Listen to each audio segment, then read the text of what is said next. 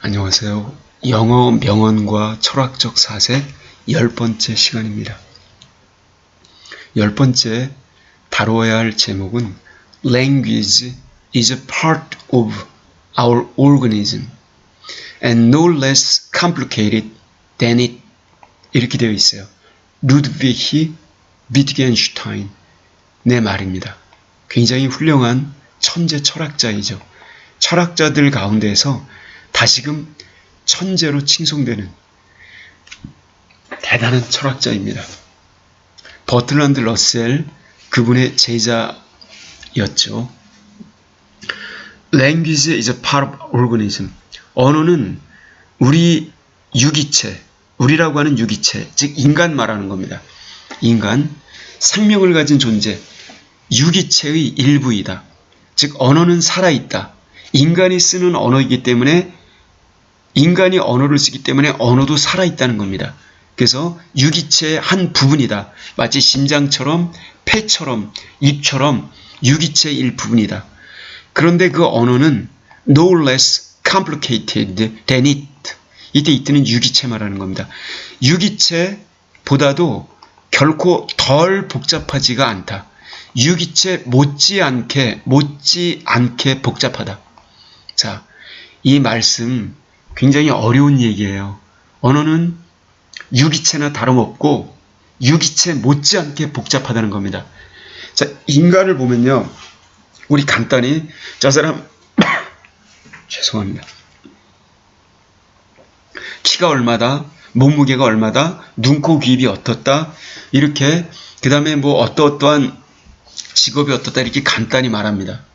근데 그 사람 내부를 살펴보면 굉장히 복잡해요. 생물학적으로 그 사람의 어떤 심폐기관, 그 다음에 소화기관 등등 세포 내 소기관 이걸 현미경으로 들여다보면 또 하나의 우주가 열린다고 그러죠. 소우주. 어마어마하게 복잡합니다. 이루 다 말로 형언할 수 없어요. 거기서 나오는 정보는 10의 무한대승입니다. 자, 이렇게 복잡하다는 거예요. 언어 역시 마찬가지입니다.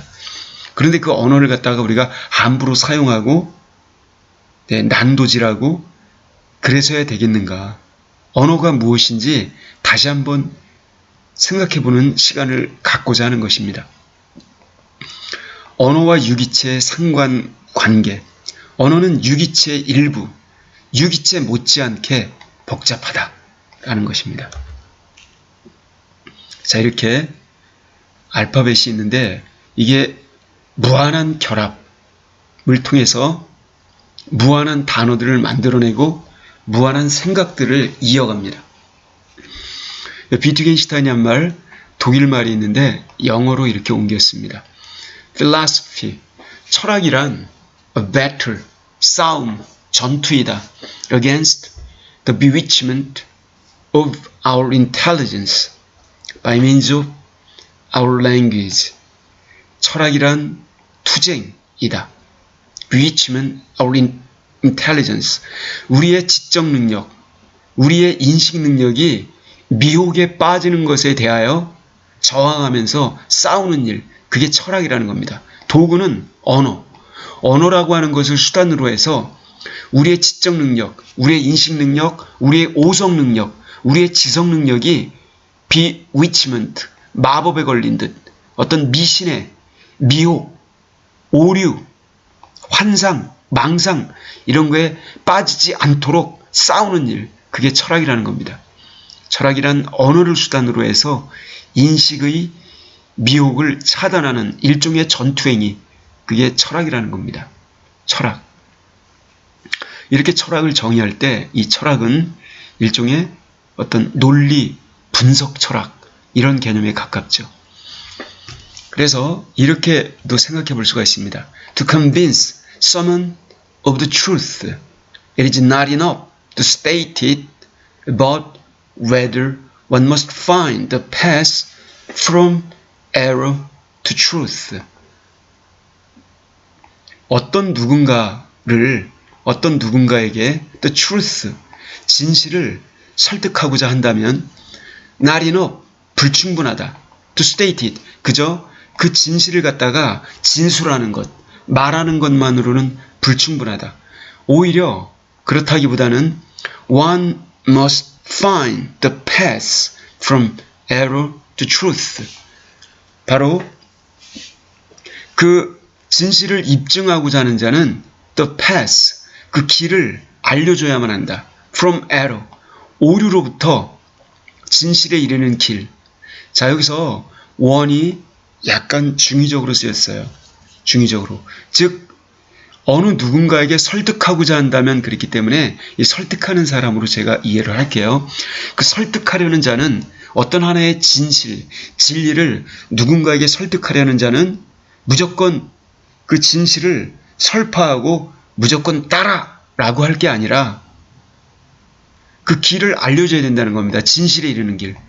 지금 당신이 빠져있는 오류로부터 the truth, 진리를 향해 갈 수 있는 그러한 길을 바로 그 누군가에게, 그 someone에게 알려줘야만 된다는 거예요. 그래야 제대로 상대방을 이끌 수가 있다는 거죠. 상대방을 인식의 오류로부터 벗어나게 할 수 있다는 겁니다. 예, 그게 어린아이든 나이 드신 분이든 동료이든 친구이든 부관계이든 어떤 관계이든지 간에 비트겐슈타인의 말씀이에요. The world is my world. The world. 세상은 바로 내가 설정한, 내가 경험하는 나의 인식, 내가 인식하는 세상이다. This is manifest. 이것은 자명하다.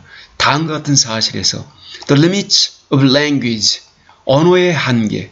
즉 of that language which alone I understand. 그저 나만이 이해하는 그런 언어의 한계. 내가 쓰는 나의 경험의 인식 능력의 상상의 나의 언어의 한계는 바로 의미한다.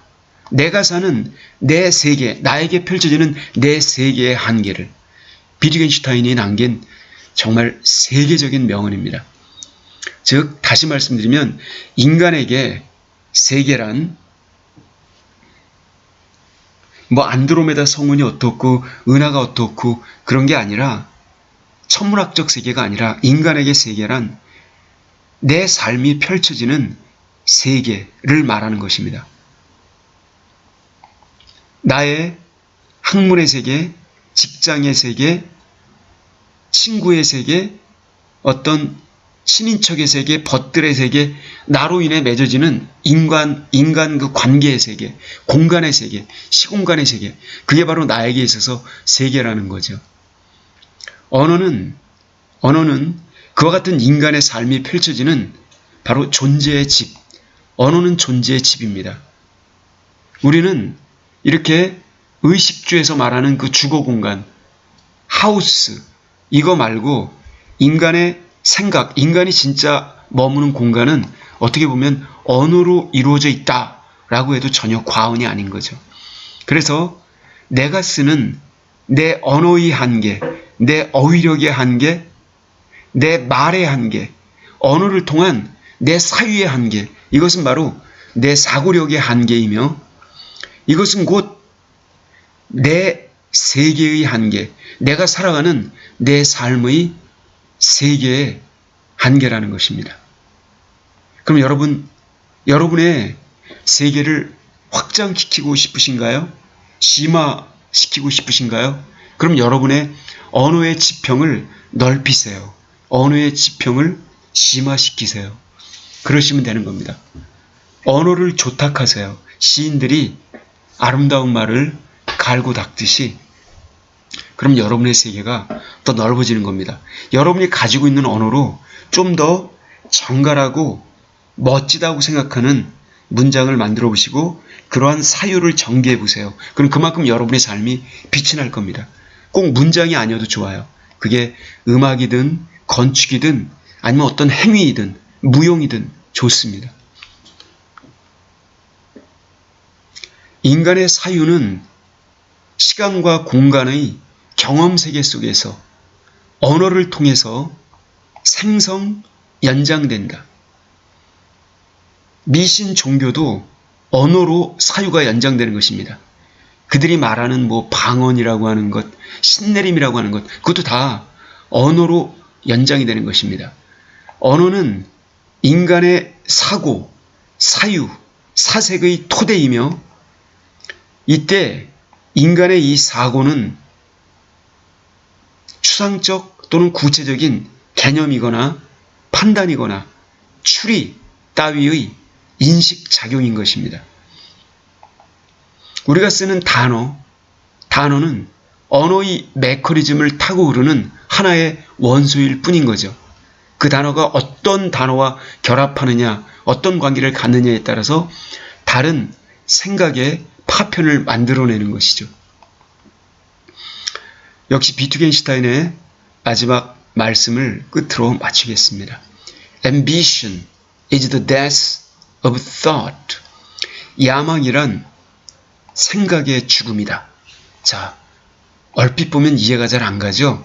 야망, 거친 생각, 다듬어지지 아니한 논리를 뛰어넘은 그런 소망, 이런 겁니다.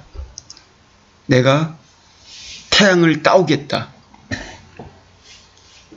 내가 전 세계를 다스리는 지배인이 되겠다. 라고 하는 여러 가지 어떤 생각을 가질 수가 있겠죠. 이런 야망은 the death of thought, 생각의 죽음이다. 이때 말하는 이 thought는 logical thinking, 논리적 생각을 말하는 거죠. logicality. 그래서 야망은 논리적 사유의 죽음이라는 것입니다. 그러나 이 야망이 어떤 면에서는 좋을 수도 있어요. 바로 이 논리적으로는 죽음이라 할지라도 때로는 건전한 야망이라면 가슴속에 품어볼 만도 한 일이겠죠. 그 논리를 뛰어넘을 수도 있으니까요. 또 그게 인간의 매력이기도 하니까요. 고맙습니다, 여러분.